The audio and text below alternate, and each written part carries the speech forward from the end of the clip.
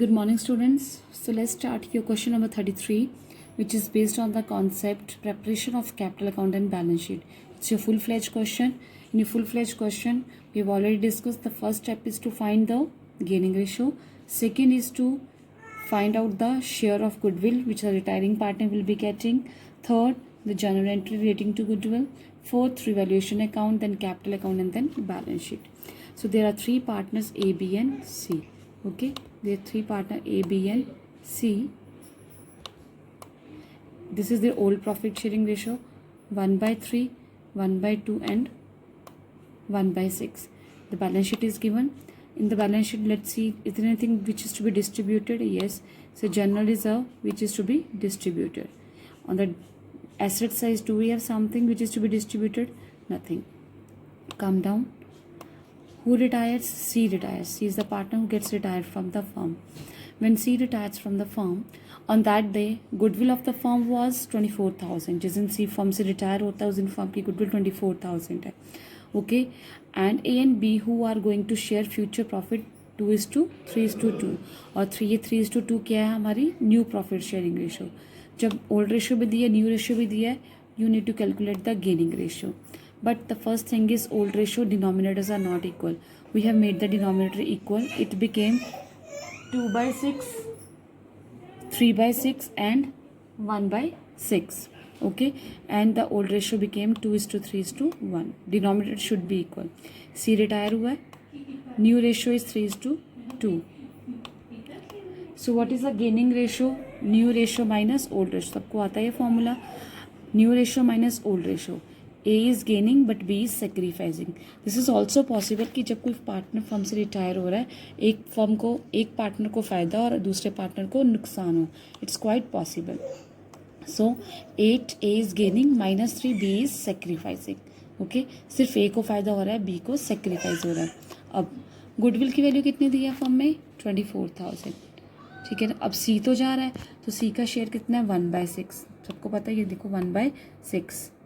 Okay, तो सी को कितनी गुडविल मिलनी चाहिए? 24,000 का 1/6 4,000. अब ए को कितना फ़ायदा हो रहा है? 8/30, जो उसका गेनिंग रेशियो 8/30, 6400 का. बी को कितना नुकसान हो रहा है? 3/30 का. बी का भी नुकसान निकाल लिया. तो what is journal entry for that? Gaining partner to sacrificing partner. So the first entry is gaining partner to sacrificing partner. This your journal entry जो आपने पहले पोस्ट करनी है. Gaining partner is A. A is the only gaining partner. B is the sacrificing partner. और C तो वैसे ही छोड़ के जा रहा है. A को कितना गेन हो रहा है? 6400. B को कितनी गुडविल चाहिए? 2400. ओके, और C जा रहा है, उसको जाने से पहले कितनी गुडविल चाहिए? 4000. Is the journal entry clear? Yes. उसके बाद next is plant and machinery to be reduced by 10% and furniture by 5%. Plant and machinery asset कम हुआ है तो किस साइड आएगा? डेबिट साइड आएगा. Profit and loss adjustment account is same as your revaluation account, so you can write profit and loss adjustment account also. Profit and loss adjustment account debit to plant and machinery. Plant and machinery कितनी कम हुई है? 10% से. ऊपर देखो plant and machinery कितने की है? 40,000 का 10% 4,000. नेक्स्ट फर्नीचर भी 5% से रिड्यूस हुआ है. फर्नीचर ऊपर कितने का है देखो? फर्नीचर इज 10,000, 5% से रिड्यूस हुआ है 500. ओके, उसके बाद provision for doubtful debts it's to be raise 2,000. जो प्रोविज़न फॉर डाउटफुल डेट्स की वो 2,000 के रेज हो गए. हमारे पास यहाँ प्रोविज़न कितने की बनी हुई है? 500 की. लेकिन हमने रेज करके कितने की करनी है? 2,000 की. तो 1500 से और बढ़ानी पड़ेगी. तो हमने प्रोविज़न 1500 से और बढ़ा दी. जो हमारा खर्चा है, लायबिलिटी है, इंक्रीज इन लायबिलिटी हो गई, तो वो भी क्रेडिट किया. I hope this journal entry is clear to you. Okay okay. Afterwards increase देखो, stock is appreciated by 15. But अब स्टॉक की वैल्यू बढ़ी है तो क्या एंट्री होती है? Stock account debit to revaluation. Building भी 10% से बढ़ी है, building account debit to revaluation. Okay, stock कितने का है हमारा? 25,000 का 15%. बिल्डिंग कितने की है? 50,000 का 10%, 5,000. ये दोनों हमारे इंक्रीज हुए हैं. इंक्रीज जो पैसे होता है asset debit, profit and loss is credited. Clear this journal entry also? There is no change. We have already done in the last 2 chapters also. Are we clear? Assets increase debited to profit and loss adjustment account. This we have transferred to the profit and loss adjustment account. Plant and machinery, furniture and provision. These assets has been increased and the stock is increased and factory building is increased. Okay, ये profit आया आपका 1500 which is divided among 3 partners A, B and C in their old profit sharing ratio. क्योंकि C को भी मिलेगा तो क्या general entry आती है इसके जो प्रॉफिट ट्रांसफ़र किया, रिवैल्यूएशन अकाउंट या profit and loss adjustment account debit to A's capital to B's capital to C's capital, ये आ गई उसकी जनरल एंट्री. क्लियर, ये थी आपकी सारी जनरल एंट्री. इसके बाद एक रिजर्व भी है जो हमने ट्रांसफ़र करना है. रिजर्व की एंट्री, जनरल रिजर्व का डेबिट बैलेंस होता है, उसको क्रेडिट बैलेंस होता है, उसको ख़त्म करने के लिए उसका बैलेंस क्या करेंगे, डेबिट करेंगे. तो रिजर्व फंड का बैलेंस हमने किया डेबिट, ये तीनों पार्टनर्स में ओल्ड रेशो में बांट दिया to A's capital to B's capital to C's capital. It's divided among all 3 partners in the old ratio. So it became, okay, this. First step is clear. Profit and loss अब बनाना है capital account. तो capital account में सबसे पहले हमने क्या डालनी है, opening balances. Okay, balance brought down. ये बैलेंसेस हमें कहाँ से मिलते हैं, सबको पता है. Yes, these balances we get from the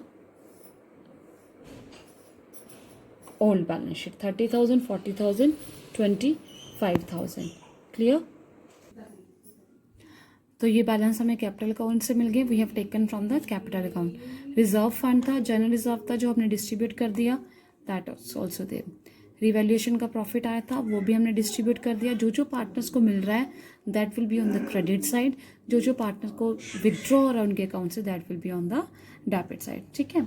उसके बाद आपने गुडविल की एंट्री डाली थी. Who was the gaining partner, A was the gaining partner, C was the retiring partner and B was the sacrificing partner.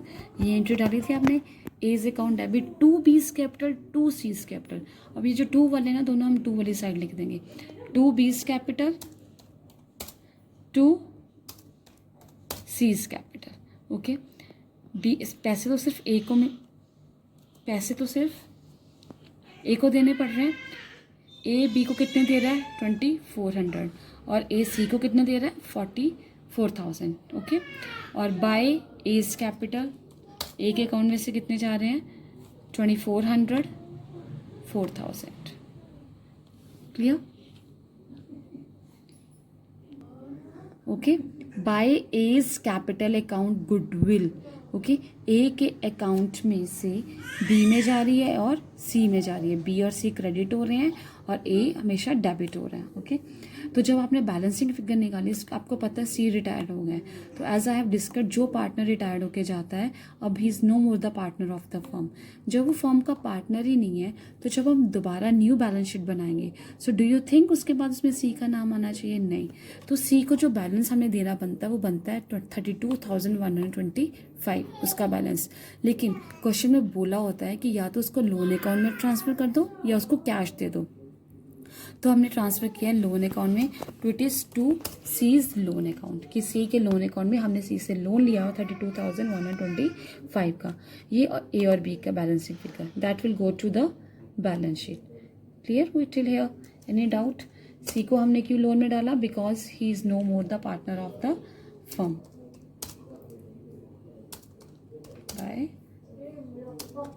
Bye. ठीक है. उसके बाद आपकी आ गई बैलेंस शीट. अभी देखो क्रेडिटर्स तो सेम थे, कोई भी चेंज नहीं आया था, as it is balance sheet से निकालिए. लोन पेएबल भी सेम था, as it is balance sheet से उतार लिया. कैपिटल, ये सीज का लोन हमने कहाँ से लिया, जो हमारा बैलेंस शीट से ऊपर कैपिटल अकाउंट से बैलेंस आया है कि सी से हमने लोन लिया हुआ है, that has become a liability. A और बी का कैपिटल बन गया, that's the closing adjustment capital. ये यहाँ से आया. टोटल किया. बिल्डिंग क्या हुई थी हमारी, ऊपर पता है बिल्डिंग क्या हुई थी हमारी, इंक्रीज हुई थी डिक्रीज हुई थी. ये देखो बिल्डिंग हमारी 10% से इंक्रीज हुई थी. 50,000 से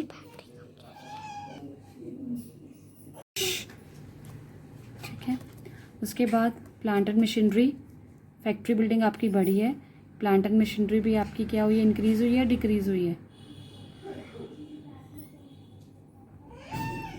प्लांट एंड मशीनरी आपकी रिड्यूस हुई है 10% से, तो वो आपने 10% से रिड्यूस कर दी, 36,000 की हो गई.